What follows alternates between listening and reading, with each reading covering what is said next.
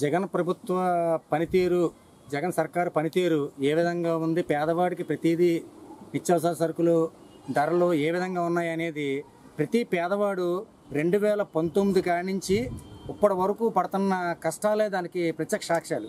ఏంటంటే ఒక్క ఇంట్లో ప్రతి ఇంట్లో కావాల్సిన నిత్యావసర వస్తువులు ఏ ఒక్కటి పెరగకుండా లేదు.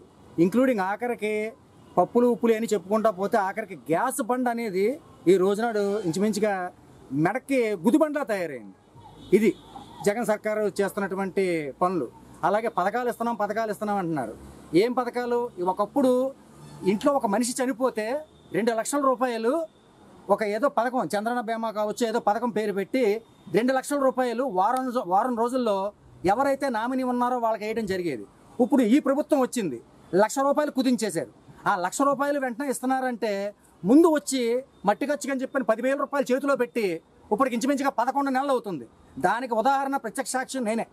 నా భార్య చనిపోతే ఇప్పటికి వచ్చి డబ్బులు ఇంకా రాలేదు. ఏమండి అని ప్రతిసారి పాపం వెళ్తుంటే సచివాలయంలో సిబ్బంది ఏమండి రేపు వస్తాయి మీకు ఆల్రెడీ జాయింట్ కలెక్టర్ గారు కాడి నుంచి మొత్తం ఇన్ఛార్జీలు అందరూ కూడా సంతకం పెడతాం జరిగింది, కానీ మీ డబ్బులు ఎప్పుడు పడతాయని మేము చెప్పలేము అంటే ఏంటి సోదరా ఏం జరుగుతుందంటే సర్కార్ దగ్గర డబ్బు లేదండి, డబ్బు ఉంటేనే కదా మీకు వచ్చేది, కానీ వస్తుంది అంటున్నారు. మరి ఇంకొక 6 నెలలు 7 నెలలు 8 నెలలు ఎలక్షన్ ఉంది, వస్తుందో సత్తాదో దేవుడికి ఇరుక. మేనిఫెస్టో ఇచ్చినటువంటి హామీలనే నెరవేర్చారంటారు. మేనిఫెస్టోలు ఇచ్చిన హామీలు నెరవేర్చారా అనేది వాళ్ళ వ్యక్తిగతంగా వాళ్ళకే వదిలేస్తున్నాం మేము. ఎందుకంటే అంతా పూర్తి అయిపోయింది, అన్నీ చేసేసామంటే కనీసం ఇప్పుడు ఉన్నటువంటి ప్రభుత్వ పనితీరు ఎలా ఉందో ఆఖరికి చిన్న పిల్లోడిని అడిగి చెప్తాడు. చిన్న పిల్లోడు మేనిఫెస్టోలో 100% చేసేసామని టిక్కులు పెట్టుకుంటూ వెళ్ళిపోతాం కాదండి. వాళ్ళు ఇచ్చిన మేనిఫెస్టోలో ఒక బైబిలు, భగవద్గీత, ఖురాన్తో సమానం అని చెప్పినటువంటి జగన్మోహన్ రెడ్డి గారు సూటిగా మిమ్మల్ని అడుగుతున్నాం, మీరు ఇచ్చిన మేనిఫెస్టో 100% చేసుంటే కనుక జగన్ నువ్వే మా నమ్మకం అని స్టిక్కర్ మీరు వేసుకోకర్లే.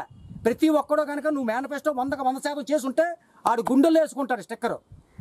100% నువ్వు చేయలేదు కాబట్టి నువ్వు జనాలకు ముఖం చూపించలేక పరదలు కట్టుకుంటూ వెళ్తున్నావు. 100% నీ మేనిఫెస్టో అమలు కాలేదు కాబట్టి నువ్వే మా నమ్మకం అని చెప్పి సంచిలేసి వాలంటీర్ని వీళ్ళందరినీ కూడా ఒక వార్డులోకి వదులుతున్నావు. 100% జరిగిందా? జగన్మోహన్ రెడ్డి గారే ఆలోచించుకోవాలి. ఆయన వ్యక్తిగతానికి వదిలేస్తున్నాం మేము.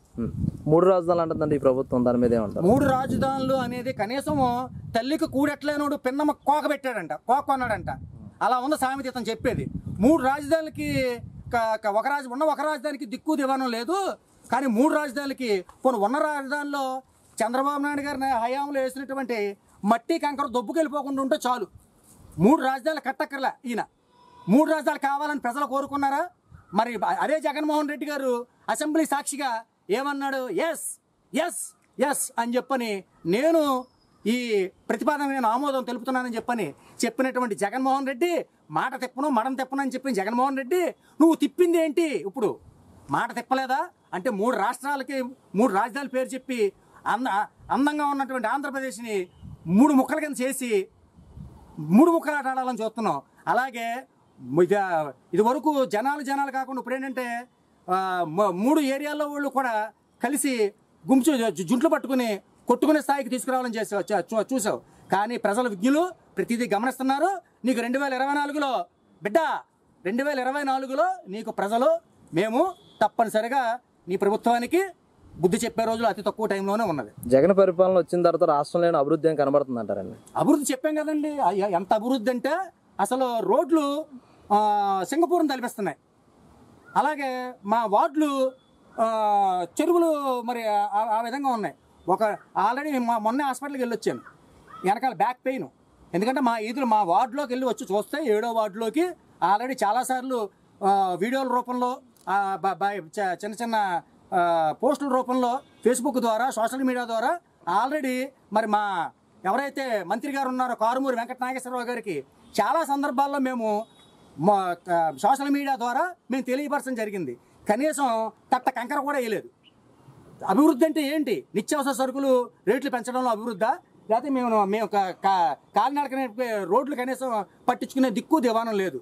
కానీ ఒకటి ఉంది, ఏంటంటే అభివృద్ధి దేంట్లో తీసుకెళ్ళాడంటే ఈయన ఆల్రెడీ లెక్కరు మొత్తం మద్యపాన నిషేధం ఇచ్చేస్తానని చెప్పని దాన్ని తాగుబోతులకి ఎవరైనా డబ్బులు అప్పు తీసుకొచ్చి తాగుతారని తెలుసు, కానీ తాగుబోతుల మీదే అప్పు తీసుకొచ్చినటువంటి ప్రభుత్వం ఏదైనా ఉందంటే ఈ వైఎస్ఆర్ సర్కార్. అలాగే ఇదివరకు ఒకప్పుడు అక్కడ డ్రగ్స్ దొరుకుతున్నాయి, ఇక్కడ డ్రగ్స్ దొరుకుతున్నాయి అనుకునేవారు. ఇప్పుడు ఆఖరికి చిన్న చిన్న పల్లెటూరుల్లో కూడా డ్రగ్స్ కలకలం విచ్చలవిడి అయిపోయింది.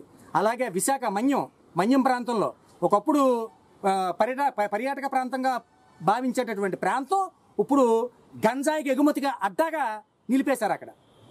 ఇది అభివృద్ధా? ఇదండి అభివృద్ధి చెప్పండి. ప్రతి ఒక్కరికి కావాల్సింది ఏంటంటే కూడు గూడు గుడ్డ, ఈ మూడు కావాలి. ఆ మూడు ఒకే సేమ్ ఎట్ ఏ టైము మాకు కావాల్సింది ఏంటంటే అభివృద్ధి కావాలి, సంక్షేమం కావాలి. ఒక్క సంక్షేమం పేరు మీద ముందుకు వెళ్ళిపోతుంటే అభివృద్ధి కుంటుపడిపోయింది. ఇప్పుడు నా పిల్లోడు అలాగే విదేశీ విద్య అన్నారు అభివృద్ధి. ఆ విదేశీ విద్య అనేది అంబేద్కర్ గారి పేరు మీద ఉన్నటువంటి విదేశీ విద్యనే తీసేసి జగనన్న విదేశీ విద్యను పెట్టుకున్నాడు. ఎప్పుడు అందరూ గట్టిగా నిలదీసి ప్రశ్నిస్తే అది కూడా ఎప్పుడు ఆ టైం కూడా దాటిపోయింది. ఆ దాంట్లో కూడా నేను బాధితుండే. మా అబ్బాయి ఆల్రెడీ ఒక బీసీ సామాజిక వర్గానికి చెందిన వ్యక్తిగా నేను నా పిల్లోడిని ఏదో కొద్దో గొప్ప జాగ్రత్తగా చదివించుకుని బీటెక్ అయిపోయిన తర్వాత ఎంఎస్ చేయాలనే దృఢ సంకల్పంతో ఉన్న మా అబ్బాయిని అక్కడ పంపించాలని చూస్తే అంటే ఇండియా గవర్నమెంటు అలాగే ఆంధ్రప్రదేశ్ గవర్నమెంటు మా అబ్బాయిని నమ్మలే. కానీ ఎక్కడ అమెరికాలో ఉన్న యారిజోనా స్టేట్లో ఉన్నటువంటి యూనివర్సిటీ నమ్మి I-20 పంపిస్తే ఇక్కడ ఆ పథకం లేక అంబేద్కర్ విదేశీ విద్య అనేది పథకం లేక ఈ రోజు నాడు నా కొడుకు ఇక్కడ ఆగిపోయాడు. ఏది దేంట్లో ఉంది అభివృద్ధి? చెప్పాను కదా నిందాక, లిక్కర్లో ఉంది అభివృద్ధి, డ్రగ్స్ దందాలో ఉంది అభివృద్ధి. ఇది వీళ్ళదే. దాచుకో పంచుకో తినుకో అనే నినాదంతో ముందుకెళ్తున్నారు ఈ వైసీపీ సర్కార్. ఈ కోడికత్తి కేసు డ్రామా అంటారా, ఎంతవరకు నిజమంటారా? అది బాత్రూంలో సబ్బు నురగ, మరి ఆ సబ్బు ఎవరు పెట్టారో, సబ్బు నురగ ఎవరు పామారో, ఆ బాత్రూంలో ఏం జరిగిందో ఆల్రెడీ ఇప్పటికే చాలామంది సాక్షులు బయటకు వచ్చారు. అది రాబోయే రోజుల్లో ఆల్రెడీ సుప్రీంకోర్టు కూడా సీరియస్గా తీసుకుని సిబిఐ కూడా ఫ్రీ హ్యాండ్స్ ఇచ్చినట్టుగా పత్రికల్లో సోషల్ మీడియాలో చూస్తున్నాము. రాబోయే రోజుల్లో ఇప్పుడు చెప్తుంటారు కదా, చట్టం తన పని తను చేసుకుంటూ పోతుందని. కంపల్సరీ చట్టం తన పని చేసుకుంటూ పోతుంది. ఎవరు వెనకాల సూత్రధారులు పాత్రధారులు ఎవరు అనేది ఆల్రెడీ అందరికీ బహిరంగంగా తెలుసున్న విషయమే. కాకపోతే పాపం పండాలి కదండి, ఏదైనా ఒక టైం రావాలి. పాపం పండాలంటే ఆ టైం వచ్చేదాకా కొంచెం వెయిట్ చేయాలి. ఇది వరకు అయ్య బాబో ఇప్పుడప్పుడే తేలదు అనుకున్నారు. ఇప్పుడు ఇంకా స్పీడ్ పెంచారు, సిబిఐ గారు స్పీడ్ పెంచారు, సుప్రీంకోర్టు కూడా స్పీడ్ పెంచి వెంటనే మరి రాబోయే రోజుల్లో అతి కొద్ది రోజుల్లోనే మరి దాని వెనకాల ఆ బాత్రూమ్ గొడవ ఏంటో, ఆ బాత్రూంలో బాబాయ్ ఎలా హత్యకి గురి గావించబడ్డాడో మరి. కానీ ఏదైనా ఒకటి చెప్పుకోవాలండి, డాక్టర్ సునీత గారు నిజంగా అలాంటి అమ్మాయి ప్రతి ఇంట్లో ఉండాలని చెప్పని ఆడపిల్లల కన్నా తండ్రులు ప్రతి ఒక్కరు కోరుకుంటున్నారు. కానీ ఒక పట్టు వదలని విక్రమార్కుల్లాగా, ఒక లేడీ టైగర్ లాగా వాళ్ళ నాన్నగారు హత్య కోసం మొత్తం ఎవరెవరు ఉన్నారు అందరినీ కూడా తీసుకొస్తుంది. ఎక్కడికైనా వెళ్తా సిద్ధపడి మొత్తం సుప్రీంకోర్టు తలుపులు కూడా తట్టి న్యాయం కోసం పోరాటం చేస్తుందంటే ఆ అమ్మాయికి నిజంగా హ్యాట్స్ ఆఫ్ చెప్తున్నాం. నెక్స్ట్ ఆంధ్రప్రదేశ్ సీఎం ఎవరు అవుతారు అనుకుంటున్నారు, మీరు ఏం చెప్తారని? ఆంధ్రప్రదేశ్ సీఎం ఏదైనా సరే ఒక విజన్, ఒక పద్ధతి ఏదన్నా ఉన్నటువంటి నాయకుడు ఎవరన్నా ఉన్నారంటే ఒక చంద్రబాబు నాయుడు గారు. అది ఎందుకు మేము కరెక్ట్గా చెప్తున్నామంటే నందమూరి తారక రామారావు గారి దగ్గర ఉన్నప్పుడు కానించి ఒక బీసీ పార్టీ అంటూ ఏదన్నా ఉంది అంటే అది తెలుగుదేశం పార్టీ.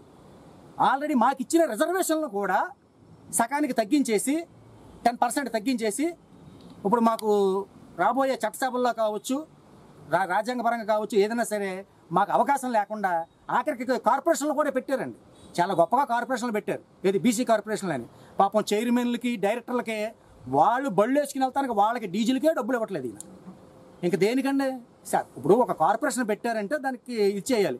ఒకప్పుడు బీసీ కార్పొరేషన్ ఉండేది, అన్ని కమ్యూనిటీలకి కలిపి సపరేట్గా కాకుండా బీసీ కార్పొరేషన్ ఉండేది.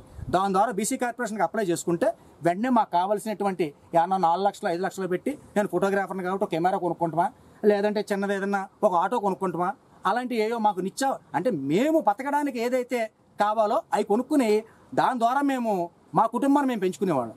ఇప్పుడు ఏది ఉన్న కార్పొరేషన్లో ఉన్నటువంటి నిధులే ఎవరికి సంబంధం లేకుండా ఈ పథకాల పేరు మీద తీసుకొచ్చేసి పనిచేస్తున్నాడు.